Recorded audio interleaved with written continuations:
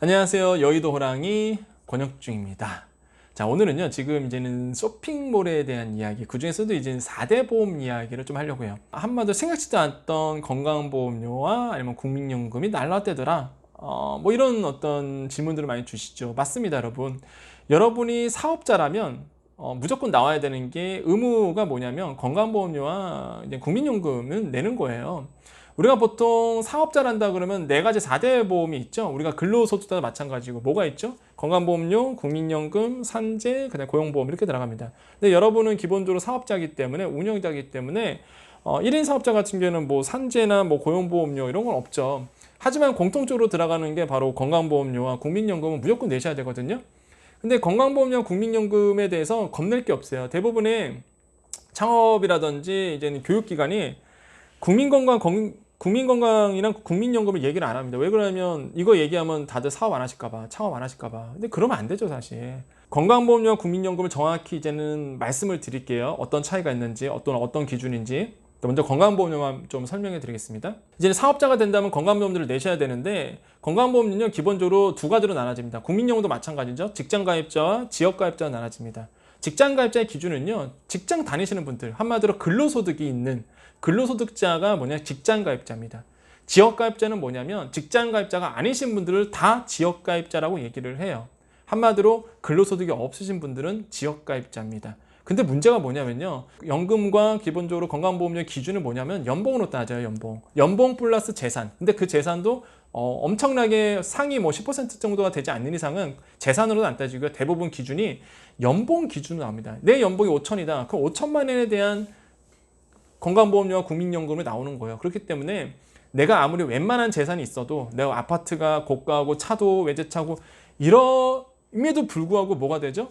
그렇죠, 연봉으로만 따집니다. 연봉으로만. 그런데 지역가입자는 달라요. 지역가입자는요, 뭘로 따지냐면 재산, 소득 다 따집니다. 동산, 한마디로 뭐예요? 내가 부동산, 뭐 땅, 뭐 아파트 가격부터 시작해서 차가 몇 cc인지 이런 것까지 다 따져서 지역가입자의 건강보험료, 국민연금이 나오는데 이게 무시 못해요. 제가 이제 사례를 통해서 이제 말씀드릴게요. 사례를 통해서. 어떤 사례를 통해서 이거를 이제는 어떻게 쇼핑몰 운영자가 좀 해결할 수 있는지. 첫 번째가 있습니다. 어떤 남자분이셨어요. 남자분이 왔는데 이제는 퇴직을 하셨어요. 최근에. 이제 퇴직을 하고 내가 이제 쇼핑몰 창업을 하려고 합니다. 근데 고민은 뭐냐면 건강보험료예요. 따져보니까 내가 한 20만 원, 30만 원씩 나올 것 같아. 근데 그 따져볼 때요, 제가 한 말씀드립니다. 국민건강보험 사이트에 가시면 거기에 가면 4대 보험 계산기가 있습니다. 4대 보험 계산기.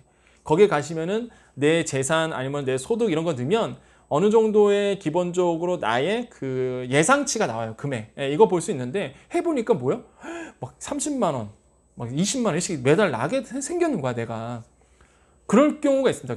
그럴 때는 뭐냐면요, 이미 계속 가입 제도라는 게 있어요. 우리나라에는. 그게 뭐냐면 갑자기 이게 사회적인 문제거든요. 회사에 퇴직했는데 퇴직도 열받아 죽겠는데 건강보험료가 갑자기 튀어나와요. 지역가입자로 됐잖아요. 이제 직장가입자 아니니까 지역보험자죠. 근데 갑자기 20만 30만 내려니까 부담스럽죠. 그래서 나라에서는, 정부에서는 2년 동안 예전에 직장가입자로 냈던 그 금액만큼 똑같이 내도록 제도를 운용하고 있어요. 이게 바로 이미 계속 가입 제도입니다. 2년 동안은 예전에 냈던 금액 그대로 내요. 이해되시죠? 근데 그 더 좋은 게 직장 가입자는요, 건보료를 2분의 1입니다. 뭐냐면 내가 2분의 1, 그 다음에 회사가 2분의 1을 내줘요. 그렇게 되면 훨씬 더 저렴한 겁니다. 그래서 근데 지역으로 빠지자마자 폭탄 맞는 게 그 오롯이 내가 다 내고 재산도 따져버리니까 폭탄 맞는 거죠. 이럴 경우는 어떻게 해야 된다? 내가 만약에 퇴직한 상태라면 이미 계속 가입 제도를 신청하시면 됩니다. 그런데 다만 이런 게 있습니다. 사업자를 내는 순간 그건 안 돼요. 사업자를 내가 낸다 그러면 뭐가 되냐면 사업자이기 때문에 이 제도는 혜택을 받을 수가 없습니다. 그렇기 때문에 만약에 내가 고민이 있고 전략을 짤 때, 창업의 전략을 짤 때 이런 것까지 고민하셔야 돼요. 그러면 내가 실업급여를 만약에 받고 있다, 또한 임의가입 제도를 하겠다 그러면은 충분히 그 제도를 누리신 다음에 하시는 것도 나쁘지 않아요. 그 전까지는 뭐 해야 되냐?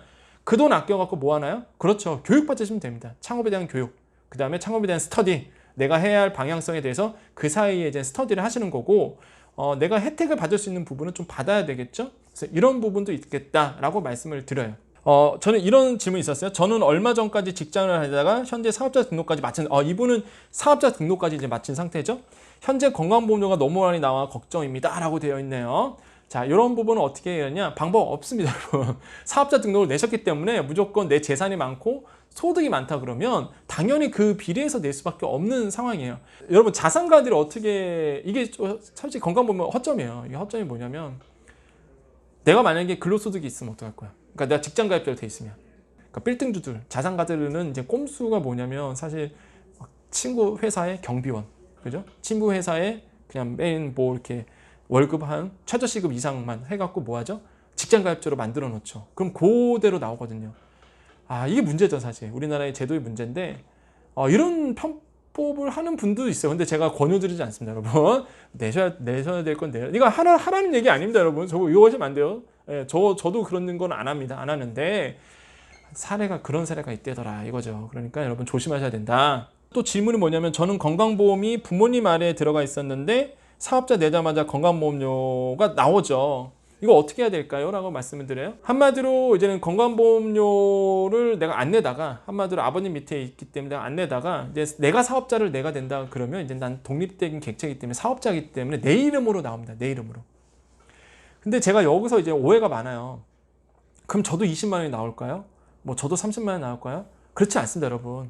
여러분 앞에 재산이 없으면, 여러분 앞에 소득이 없으면 거의 안 나와요, 여러분. 이것 때문에 대부분의 쇼핑을 안 하시려고 그러세요. 겁낼 필요가 없어요. 차라리 제 사업 열심히 해서 뭐 3, 4만 원, 5만 원 이런 버는 게 낫죠. 그렇기 때문에 걱정할 필요 없다. 자기 이름을 재산이 없다면 굳이 걱정할 필요도 없습니다, 여러분. 이거의 가장 큰 오해라고 말씀드리고 싶어요. 사례는 각자마다 다릅니다. 그렇기 때문에 여러분 질문을 좀 남겨주시면, 댓글을 남겨주시거나 뭐 사례를 남겨주시면 제가 말씀을 드릴게요. 다만 제가 이게 영상이기 때문에 여러 가지의 어떤 꼼수들 그런 건 말씀을 못 드리겠어. 아까 나도 잠깐 나쁜 얘기 잠깐, 그죠? 제 얘기 아닙니다. 신문에 나오면 다 나오는 얘기예요, 사실. 그런 얘기를 그냥 일반적으로 해드린 거고, 아무튼 건강보험료와 국민연금은 우리가 좀 이렇게 이해하시면 되겠다. 사례별로 좀 말씀을 드렸습니다. 자, 여기까지 여의도 호랑이 권혁중이었습니다. 감사합니다.